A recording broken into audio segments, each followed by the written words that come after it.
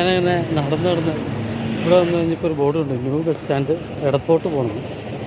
അപ്പം അതിനനുസരിച്ച് ഞാൻ ആ റോഡൊന്ന് ക്രോസ് ചെയ്യാനായിട്ട് നടക്കുന്നില്ല. പെട്ടെന്ന് ഇവിടെ റോഡ് ക്രോസിംഗ് ഒന്നും നടക്കില്ല, അത്രയ്ക്ക് വണ്ടി തിരക്കാണ്.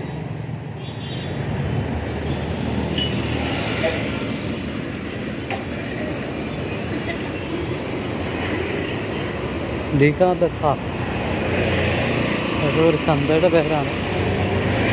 അതുപോലെ നേരെ പോയിട്ടുണ്ടെങ്കിൽ ഷെവാപ്പേട്ട്, അതുപോലെ ഇടത്തോട്ട് പോയിട്ടുണ്ടെങ്കിൽ 5 റോഡ്. എനിക്ക് തോന്നുന്നു ബസ് സ്റ്റാൻഡിനെ കൂടി ചെല്ലുമ്പോഴത്തേക്കും കുറേ ബസ് സ്റ്റാൻഡിൻ്റെ മുമ്പിൽ കൂടെ കുറേ കൂടെ ഒക്കെ എനിക്ക് തോന്നുന്നു ഫ്ലൈ ഓവറുകളുണ്ടെന്ന്. ഏതൊക്കെയോ വഴികളിലേക്കുള്ള ഫ്ലൈ ഓവറുകൾ, അതിലേക്ക് പോകുമ്പോഴുള്ള ആ ഒരു റോഡിലേക്ക് കാഴ്ചകളാണ്. ഇവിടെ നിന്ന് ഏകദേശം 2 കിലോമീറ്റർ കൂടുതലുണ്ട് കേട്ടോ. ഇനിയും അങ്ങനെ അടുത്ത് തിരിഞ്ഞുള്ള ആ ഒരു ജംഗ്ഷനിൻ്റെ അടുത്ത് തിരിഞ്ഞ് പുതിയ ബസ് സ്റ്റാൻഡ് പരിസരത്ത് കഴിഞ്ഞ പ്രാവശ്യം ഞാൻ വന്നപ്പോൾ ഇവിടെയൊക്കെ ഞാൻ ബസ്സിലാണ് വന്നത്. അപ്പോൾ അതുകൊണ്ട് എനിക്ക് ഈ സ്ഥലങ്ങളിൽ വീഡിയോ പകർത്താനുള്ള സൗകര്യം ഉണ്ടായിരുന്നില്ല. വന്നൊരു പക്ഷേ കോവയിൽ നിന്ന് വണ്ടിയാണ് വണ്ടി. അത് ഇതൊരു കോവയ വണ്ടിയാണ്.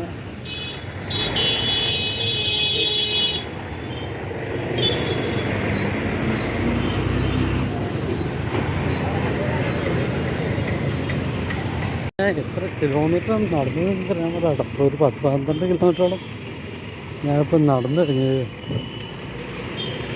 ഈ കാഴ്ചകൾക്ക് വേണ്ടിയിട്ട്. ഇഷ്ടംപോലെ പ്രൈവറ്റ് ബസ്സുകൾ പോകുന്നത്. ലോക്കൽ ഏറ്റവും കൂടുതലുള്ള പ്രൈവറ്റ് ബസ്സാണെന്ന് എനിക്ക് തോന്നുന്നു. എസ്പെഷ്യൽ ബസ്സുകളുണ്ട്, എന്നിരുന്നാലും അതുപോലെ തന്നെ ഒരു അല്ലെങ്കിൽ കൂടുതൽ പ്രൈവറ്റ് ബസ്സുകളുമുണ്ട്. തിരുച്ചി സേലം ഇത് AC ബസ്സാണ്. തിരുച്ചി വരെ പോകുന്നത് ഏകദേശം 90 രൂപയെന്ന് എനിക്ക് തോന്നുന്നു. ഞാൻ കഴിഞ്ഞ ദിവസം വന്നപ്പോൾ തൃശ്ശിയിൽ നിന്ന് ഇവിടം വരെ ആ ബസ്സിന് വന്നായിരുന്നു. 90 രൂപ ചാർജാണെന്ന് എനിക്ക് തോന്നുന്നു. തിരിച്ച് വരെ ഇവിടം വരെ എന്നെ സേലം വണ്ടിയാണെന്ന് എനിക്ക് തോന്നുന്നു.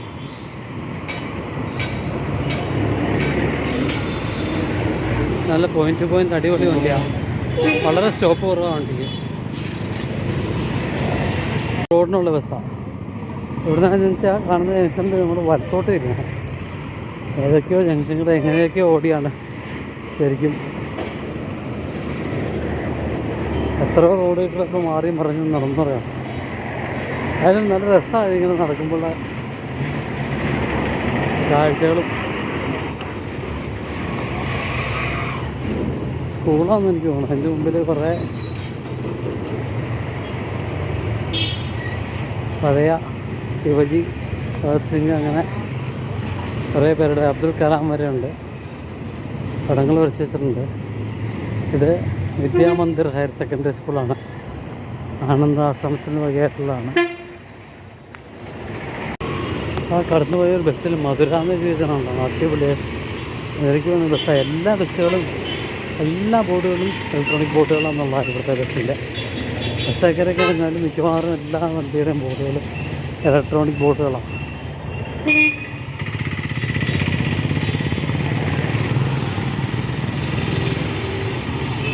കർണാടകത്തിലെയും തമിഴ്നാട്ടിലെയൊക്കെ ഈ ട്രാൻസ്പോർട്ട് ബസ്സുകളുണ്ട്. ബസ് കോർപ്പറേഷൻ അത്ര നന്നായിട്ട് നടത്തിക്കൊണ്ട് നമുക്ക് സാധിക്കുന്നതിൻ്റെ മെയിൻ കാരണം ഏകദേശം 2000 കോടി മുതൽ 3000 കോടി രൂപ വരെയാണ് അവരുടെ ബഡ്ജറ്റ് വിഹിതം വരുന്നത്. അതുകൊണ്ടാണ് കോവൈ ബസ്സെല്ലാം കയറിയാലോ എന്നൊരു തോന്നൽ എനിക്കുണ്ട്. വലിയ ആളൊന്നും ഉണ്ടാവില്ല. ആ പോയിൻ്റ് ആണോ ബൈപ്പാസ് റൈഡറാണ്.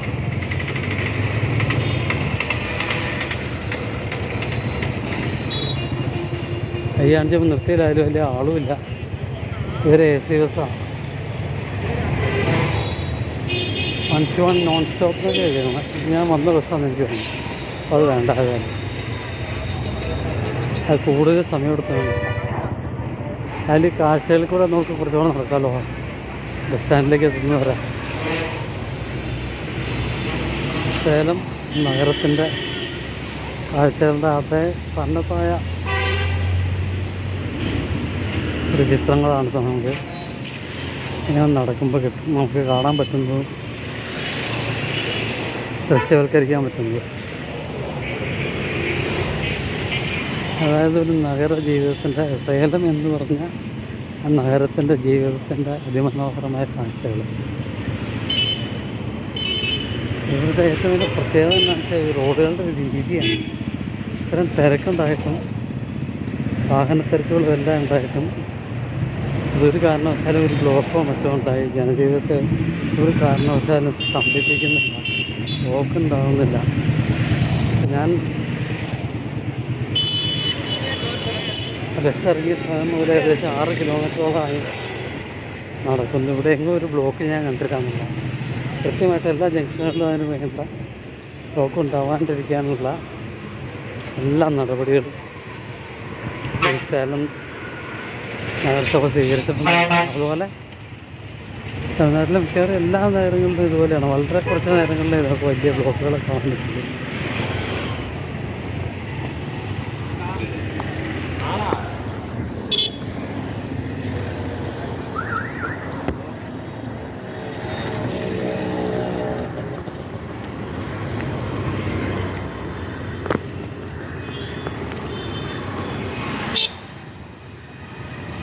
ഫ്ലൈഓവറിൻ്റെ ചുവട്ടിലൂടെ ചെന്നാലാണ് പുതിയ ബസ് സ്റ്റാൻഡിലേക്ക് എത്തുള്ളൂ.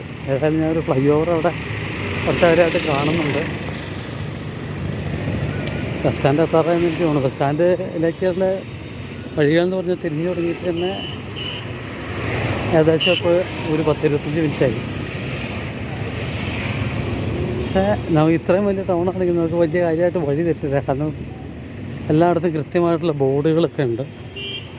അതുപോലെ വണ്ടികൾ പോകുന്നത് ശ്രദ്ധിച്ച് പോയിട്ടുണ്ടെങ്കിൽ നമുക്ക് കാര്യമായിട്ടുള്ള വഴി തെറ്റില്ല. അല്ലെങ്കിൽ ഇപ്പോൾ ആരോട് ചോദിച്ചാലും വലിയ കുഴപ്പമില്ലാത്ത രീതിയിൽ അവർ വഴി പറഞ്ഞു തരികയും ചെയ്യും. അന്നില്ലെങ്കിൽ നമ്മൾ അങ്ങനെ പറ്റിയില്ല, തെറ്റാന്ന് പറഞ്ഞാൽ നമ്മൾ ചോദിച്ച് പോകും. ഓരോ നിർമ്മാണങ്ങളൊക്കെ നടക്കുന്ന കാഴ്ചകൾ, അതുപോലെ വ്യാപാര സ്ഥാപനങ്ങളുടെ കാഴ്ചകൾ ഒക്കെ അതിമനോഹരമാണ്.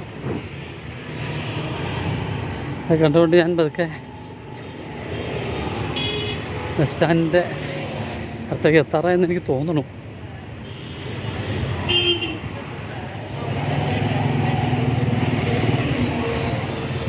ഇത് എന്താ കുഴപ്പമെന്ന് വെച്ചിട്ടുണ്ടെങ്കിൽ ശരിക്കും കുറേ വളഞ്ഞ വഴിക്കായിരിക്കും ഈ ബസ് വരുന്നത്. ബസ്സുകൾ കുറേ ചുറ്റിക്കറക്കിയായിരിക്കും വിട്ടുള്ളത്. അങ്ങനൊരു കാര്യം കൂടെ ഉണ്ട്.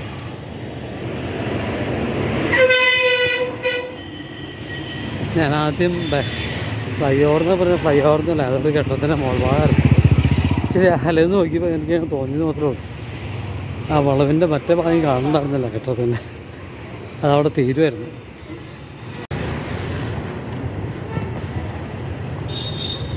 ഒരു ഇലക്ട്രോണിക്സ് കടയാണ് ഡാർലിംഗ് എന്ന് പറഞ്ഞ. കുറേ ഇലക്ട്രോണിക്സ് മാത്രമല്ല, ഗൃഹോപയോഗ സാധനങ്ങൾ എല്ലാം തന്നെ ഉണ്ട്. സെറ്റി, ബെഡ്, അങ്ങനെയുള്ള സകല സാധനങ്ങളുണ്ട്.